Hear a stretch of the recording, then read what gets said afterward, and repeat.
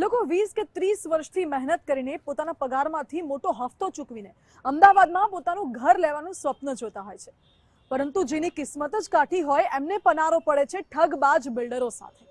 Ahmedabad crime બ્રાન્ચે 200 થી વધુ લોકો સાથે દુકાન અને મકાનના નામે છેતરપિંડી કરનાર એવા 3 બિલ્ડરને ઝડપી પાડ્યા છે।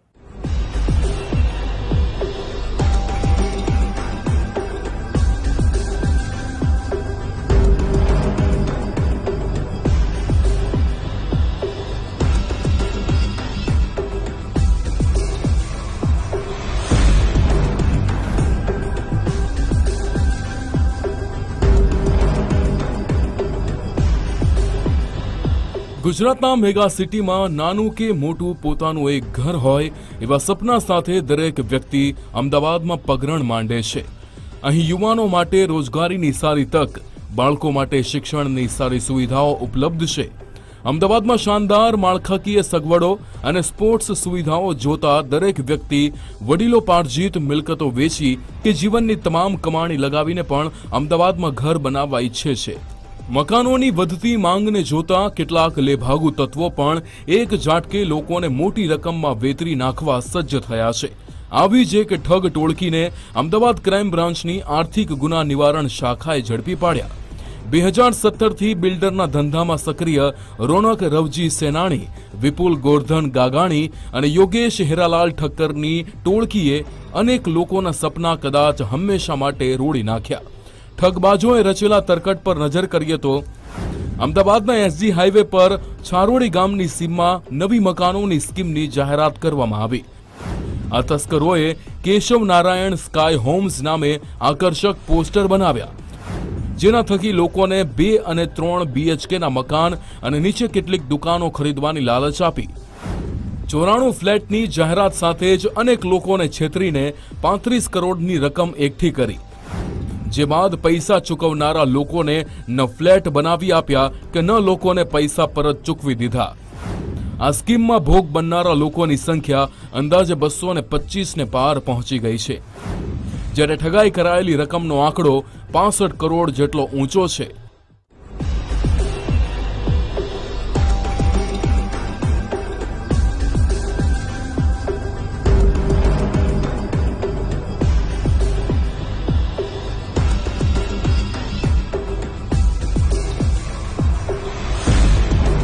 આ ઝડપાયેલા 3 બિલ્ડરો વર્ષ 2017થી પાર્ટનરશિપમાં કામ કરતા હતા।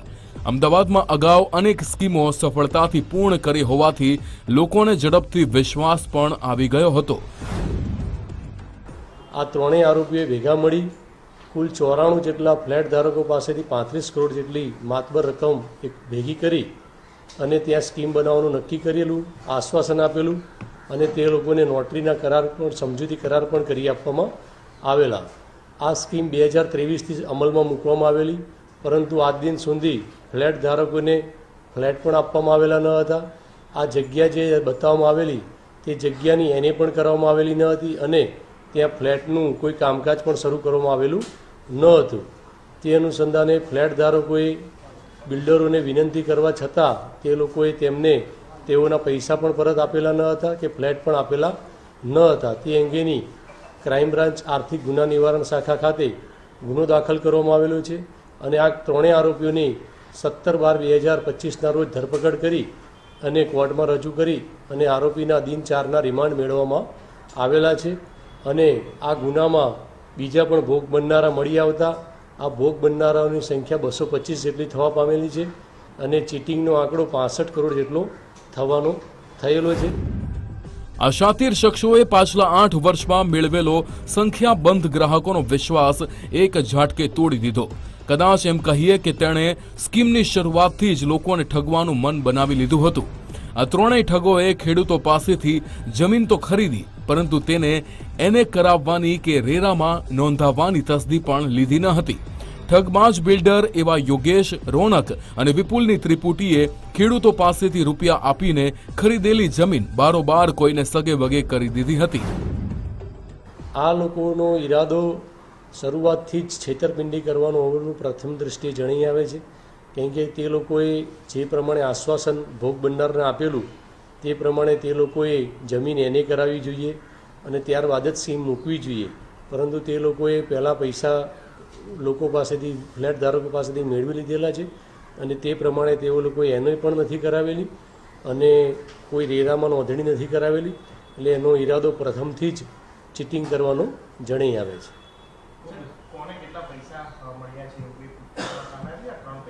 હાલમાં એની તપાસ ચાલી રહી છે અને આ ત્રણેય જણાએ એનો લાભ લીધેલાનું પ્રાથમિક દ્રષ્ટિએ જણાઈ આવેલું છે.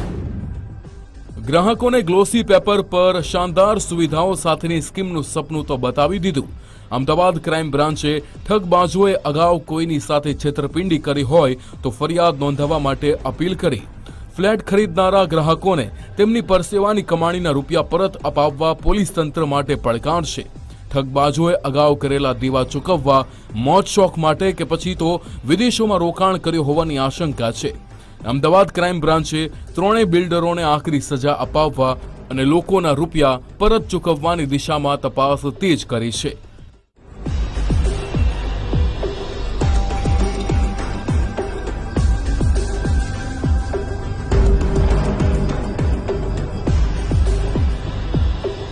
સચિન કડિયા, ગુજરાત ફર્સ્ટ, અમદાવાદ.